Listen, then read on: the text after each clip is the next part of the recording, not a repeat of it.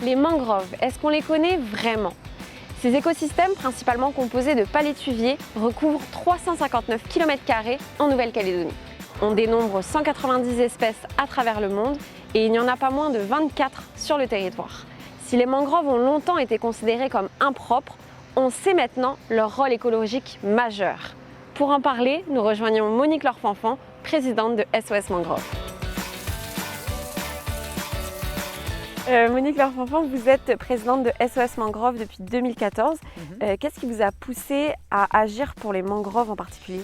Vu leur état et puis le complet abandon à l'époque, quand nous on s'est rendu compte de leur état, voilà, du part des institutions, il n'y avait pas le code de l'environnement, il n'y avait rien. À l'époque, les mangroves, il fallait ou les remblayer, ça servait de dépotoir, c'était ça, hein. Il n'y avait aucune reconnaissance et aucune connaissance aussi de ce milieu-là, quoi. La mangrove a plein de rôles écologiques?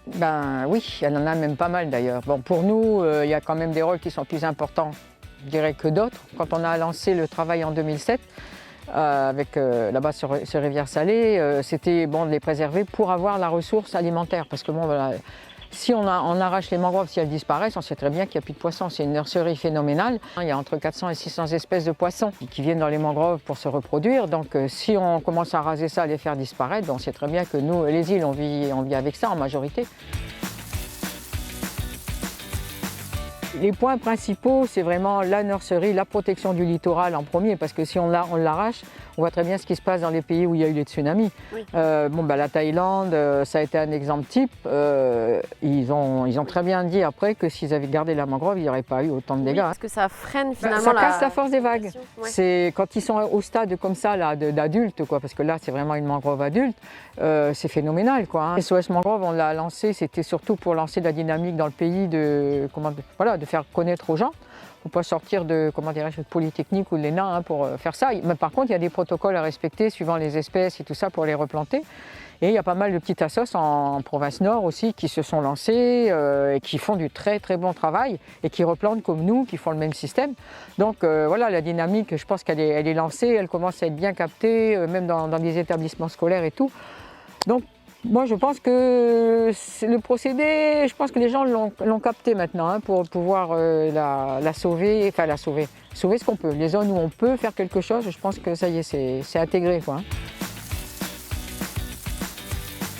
On a des subventions, enfin pas beaucoup, on n'en a qu'une. Et donc du coup, avec cette subvention-là, on arrive difficilement à boucler l'année, ce qui fait que on a des institutions qui se sont complètement détachées de ce qu'on faisait avant. Nous, ça nous avait quand même mis pas mal dans la difficulté, quoi. Et je me voyais le coup que c'était fini, quoi. Donc, et à ce moment-là, je pense que le hasard a fait bien les choses. On a eu quelques sponsors qui sont venus à notre secours et qui nous ont permis de continuer et qui actuellement continuent aussi de travailler avec nous. Donc. Et au niveau de la conservation des mangroves, qu'est-ce qui manquerait aujourd'hui?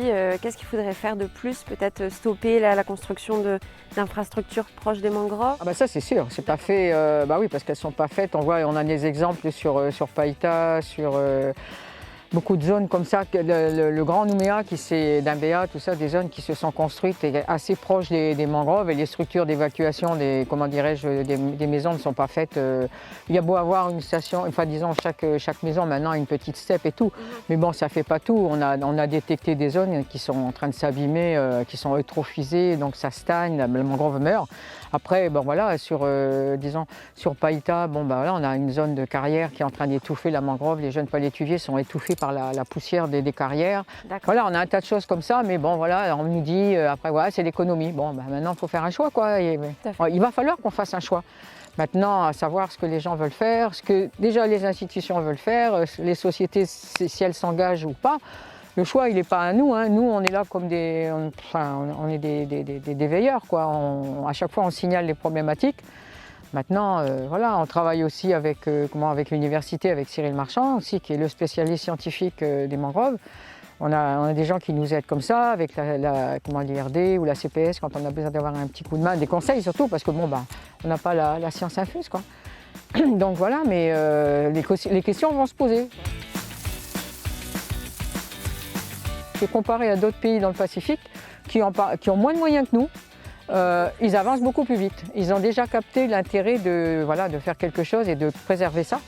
Et donc on est allé travailler sur Wallis, on voit sur Fidji, les Salomon, tout ça, ils font des chantiers voilà, de replantation et tout. Et franchement, ça fait plaisir parce que ça y est, on voit que dans le Pacifique, même Tahiti aussi, ils ont commencé à capter la problématique. Hein. C'est surtout l'érosion, puisque bon, ben, les îles, c'est ça, hein, on est en train de se faire manger de tous les côtés, donc c'est la protection du littoral. Et puis, bon, ben, comme je dis, moi, le point de vue alimentaire, quoi, parce qu'on parle d'être autonome. Mais d'accord, il faut peut-être commencer aussi par les bonnes choses, parce que si on, on rase les zones où les poissons se reproduisent, on est mal parti, quoi. Voilà, il faut être logique jusqu'au bout, quoi, c'est ça. Hein.